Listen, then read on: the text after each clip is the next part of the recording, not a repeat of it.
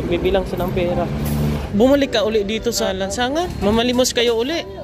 Ano nangyari sa mga tinatinda mo doon, boss? Utang po. Nautang sila. Minsan po, pag naniningi, sila pa nagagalit. Grabe.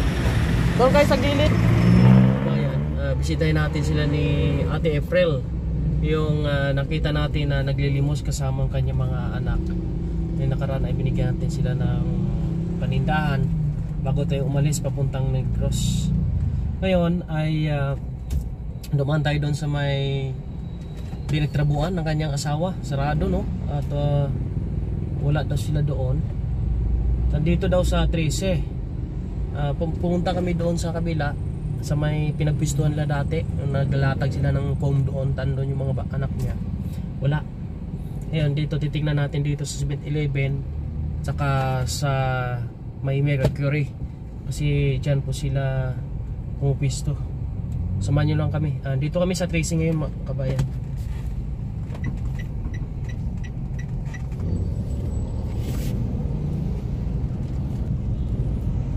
Ito na po yung 7-Eleven kung saan dito dati nagpipisto, no? Ayun, no? Tingnan natin dyan. Wala. Wala nga. Wala po dyan mga kabayan. Ito Mercury, no? Tingnan natin. Ayun o. Ayun, nasa gilid po mga kababayan. Si ate. Ayun yun, no? Lumalimos sila uli. Yan. Mga kabayan, bigla silang nawala doon sa kabila. Lumipat dito, napumunta raw dito. Dito na nga, oh.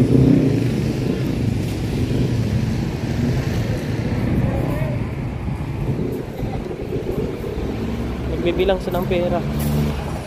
Hello. Kamusta ka na, ate? Okay lang po. Kamusta na ang buhay mo? Kakabalik ko lang galing sa Negros.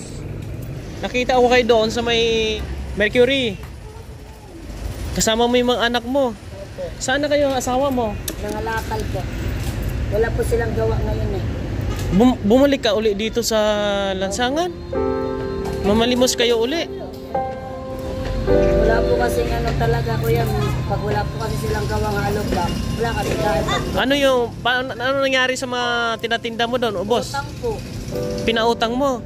Nautang sila. Minsan po, pag naniningi, sila pa nagagalit. Tinigil ko na lang. Ay, sus Maria Jose. Ngayon nga yung iba, may utang pa sa akin. Nahiya naman po ako maningil. Kasi nagagalit po yung iba pag sinisilip. Yan nga ang sabi ko dati, pag pinautang mo, walang mangyayari talaga. Eh paano ngayon yung buhay nyo? Kamusta naman? Balik po kami ulit sa dati. Balik sa dati uli. Ayaw mo bumalik sa, no? Davao? Wala po kasi ako magiging buhay din. Kasi papa ko may asawa na po iba eh. Kala ko, umayos-ayos na yung buhay nyo. Simula nang iniwan ko muna dito, pasamantala. Kakabalik ko lang din naman. Kakabalik ko lang dito kasi ilang araw po silang walang gawa. Tulad po niyan, sa tansa po siya pinapagawa ng amo niya. Kami lang po dyan, hindi po siya nagbibigay ng pangkain namin. Saan po ako po, kaya nangingi po ako. Ilan yung anak mong dala mo ngayon? 4 po, lahat po sila. 4 sila. Kumain na sila. Hindi po kami kakain. Di pa kayo kumakain. Sana yung isa? Nilagnat po kasi yung bunso ko. Malagnat? Ayaw po mainit. Dalhin mo rito. Suotan mo siya ng short para mapakain. Grabe mga kabayan, no? Bumalik si ate sa lansangan at yun nga, walang nangyari sa ano nila, sa tindahan na binigay po natin. Pinautang niya. Tapos pag siningil daw, galit pa daw yung mga umutang. E pakainin mo natin yung mga bata po mga kababayan. Grabe. Doon kayo sa gilid. Doon kayo pisto doon. Na hindi kayo makahara. Adi na sa misa. Sa misa na lang kayo dyan, oh. Grabe, nakakaawa itong sitwasyon nyo ngayon natin. O, pakainin mo muna mga anak mo. Upuin mo dyan siguro. Oh. Kunin mo. Subuan mo na lang isa. Bilas ko po, atawa ng bayaw ko. Tinulungan ko na ito sila dati. binigyan ko na sila ng paninda-ninda, tinatindahan doon. Kaya lang nalugi daw kasi pinaano niya, pinautang. Tapos yung mga inutangan hindi nagbayad. Kaya bumalik sila dito. Kami nga rin po nangingi nga rin po kasi ang asawa din po ng anak ng asawa ng anak ko Sabaduhan po eh. Minsan po nangingi kami, nangangalakal kami. Tulad po sa Lunes, mangangalakal na po kami. Sige. Ate, paano ngayon yung buhay nyo ngayon yan? Balik kayo uli sa ganito? Hindi, ngayon lang po sa ano na po, hindi na po. Hindi na kayo Sa January po. sa January? Saan kayo pupunta? Yun lang po, sa Lublacan na lang po. Walang kinikita yung asawa mo? Meron naman po pinikita, kaya lang po hindi po sapat. Kasi minsan po kumikita sila 300, 400. Kakaltasan pa ng nagkikitaan po doon. Yung may-ari ng utang. Yung matitira po, 200. Naabutan kita kanina, nagbibilang ng pera, parang marami ka ng kita.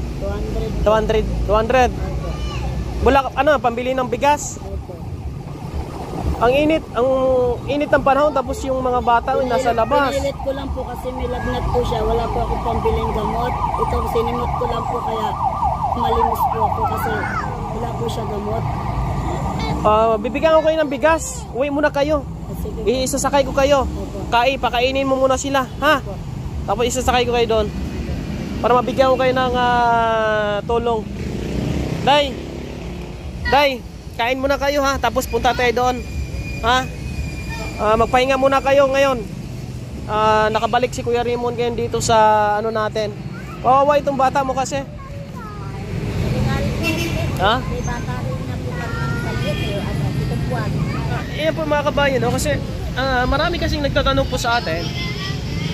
Ano ba? No? Ano ba nangyari kila Ate April? No? Ano ba nangyari sa pangkabuhayan na ibinigay po natin sa kanila? Kaya yun, yung pagpunta natin doon sa pinagtrabuhan ng kanyang asawa, wala na sila doon. At hinanap natin dito at dito po natin natagpuan po mga kababayan.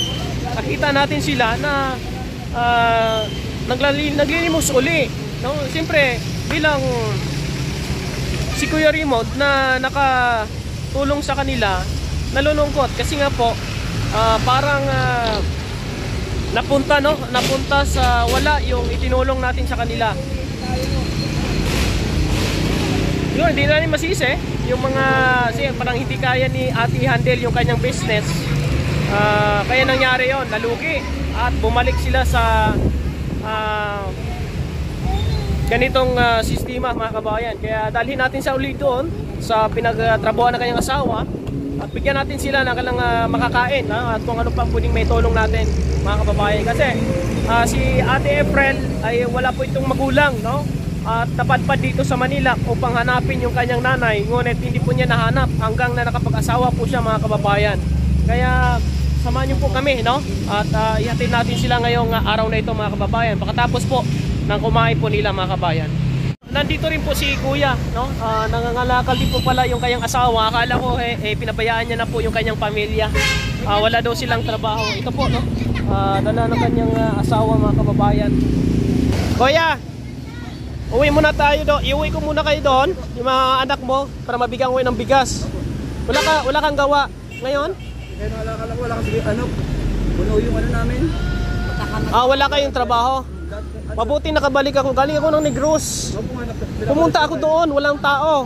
Nandito daw kayo, kaya ako pumunta dito. Nakita ko sila na naglilimos uli. Wala kaming gawa ngayon, kaya wala rin matang iba. Kaya sabi ko, mangalakal lang. Pag isakay ko sila papunta doon, mamaya susunod.